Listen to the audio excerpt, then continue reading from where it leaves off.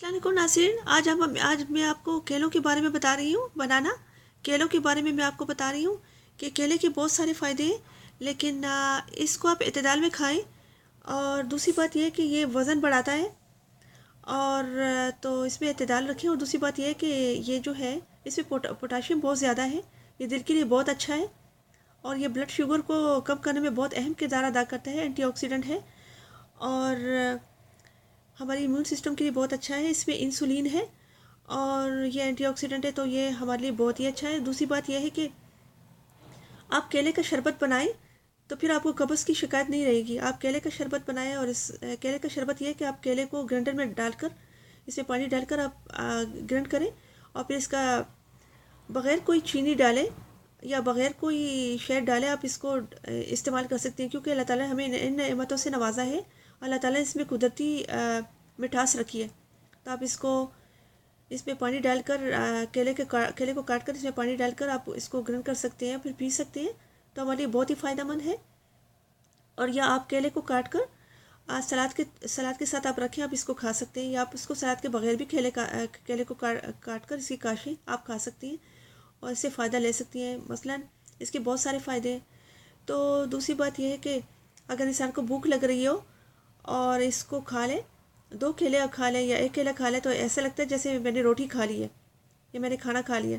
یعنی انسان کا پیٹ پور ہو جاتا ہے، بھر جاتا ہے انسان کا پیٹ، تو یہ ہمارے لیے بہت ہی فائدہ مند ہے۔ اور اس کو کھانے میں اعتدال رکھیں۔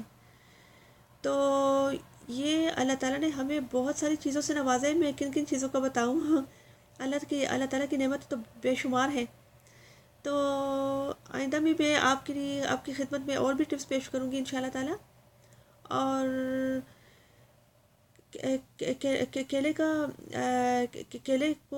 کیلے کی کاشی کاٹ کر آپ اس میں دودھ بھی ڈال سکتی ہیں، اور اس سے یعنی دودھ اور کیلے کو مکس کر کے آپ اس کو گرینڈ کر کے آپ اس کو پی سکتی ہیں، تو پھر مزہ دوبالا ہو جاتا ہے، اتنا مزہ آتا ہے۔ کیلے کی کاشی کاٹ کر گرینڈر میں ڈالیں اور اس میں دودھ بھی ڈالیں، اور پھر اس کو جب گرینڈ کیا جاتا ہے اس کو پیا جاتا ہے، تو اتنا مزہ آتا ہے، مزہ ہی کچھ دوبالا ہو جاتا ہے۔ تو اس وجہ سے میں آپ کو یہ بھی ٹپس بتا رہی ہوں، اور یہ آپ لوگوں کو پتہ بھی ہوگا۔ تو کیلے کا استعمال تو کرنا چاہیے، اور یہ انسان کے لیے بہت ہی فائدہ مند ہے،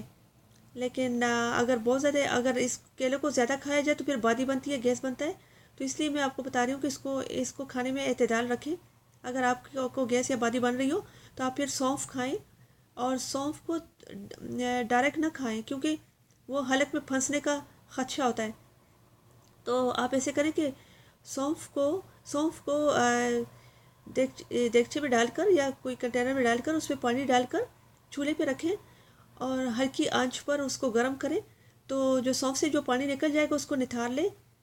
چھان کر نتار لیں، اور اس سونف کے پانی کو پئیں، تو وہ ساری گیس اور بادی کو ختم کر دیتا ہے۔ تو میں نے آپ کو کیلے کے بارے میں سب کچھ بتا دیا ہے، اور آپ خود بھی انٹرنیٹ پہ آپ اس کے بارے میں آپ مزید دیکھ سکتی ہیں، اور تب تک کے لیے میں اب اجازت چاہتی ہوں، اور ٹپس بھی آپ کی خدمت میں پیش کروں گی انشاءاللہ۔ تو تب تک کے لیے اجازت، خدا حافظ۔